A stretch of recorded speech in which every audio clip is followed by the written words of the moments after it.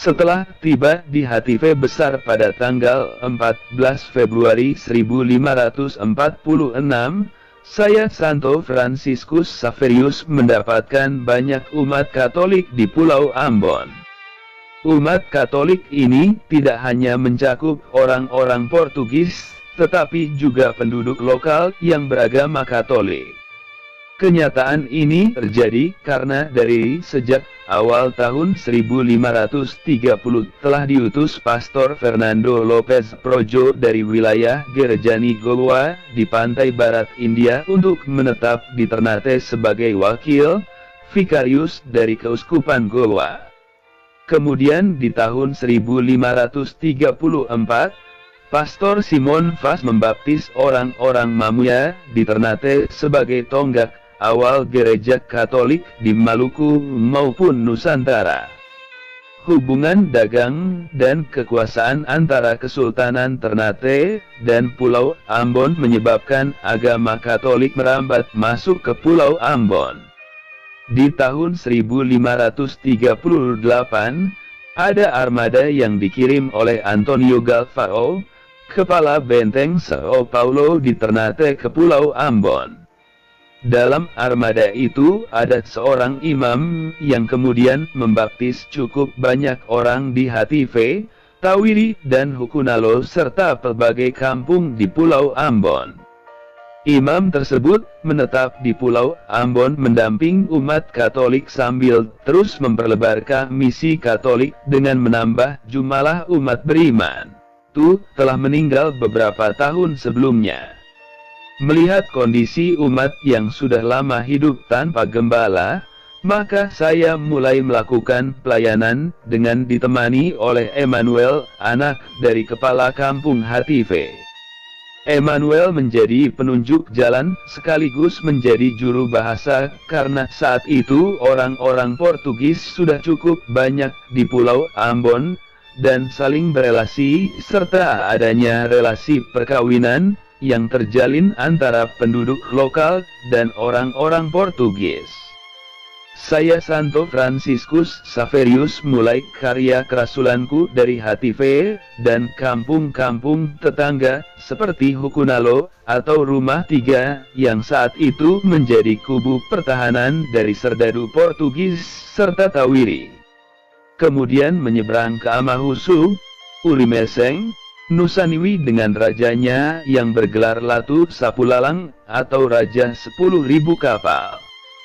Setelah kampung-kampung Katolik yang berada di Lei Timur dan itu dikunjungi, kemudian saya, Santo Fransiskus Xaverius melakukan perjalanan berikut dengan menempuh perjalanan yang panjang dari Hatife ke Hukunalo Rumah Tiga, kemudian melewati Hunut, Paso, Halong ke wilayah Soya yang memabawahi kampung Amantelu dan Ahusen.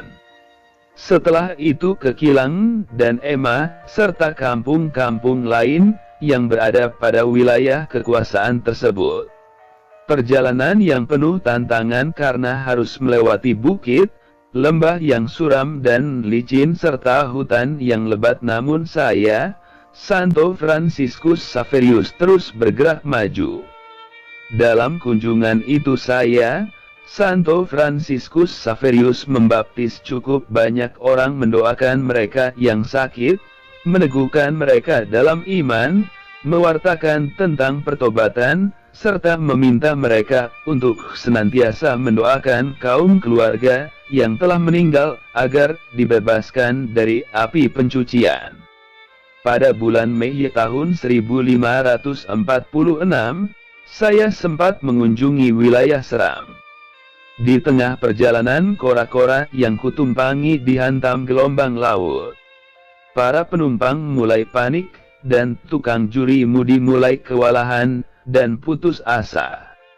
Dengan iman akan kebesaran Allah, saya Santo Fransiskus Xaverius menurunkan kalung salibku ke dalam laut sambil berdoa.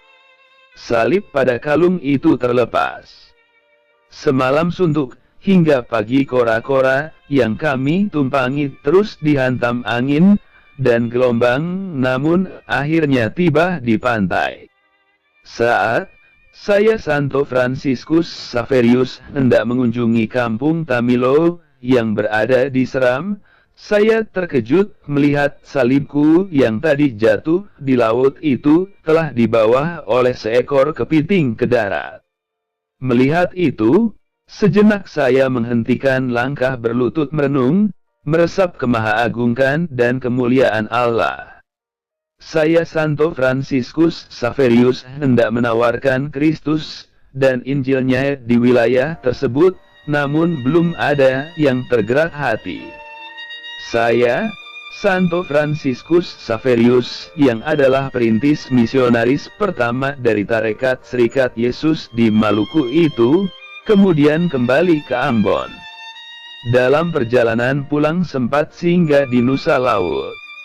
Di wilayah ini, saya berbicara tentang Kristus, namun hanya satu pemuda dari keluarga raja yang tergerak dan memberi diri dibaptis. Setelah tiba di Ambon, saya mempersiapkan diri ke Ternate dan Moro.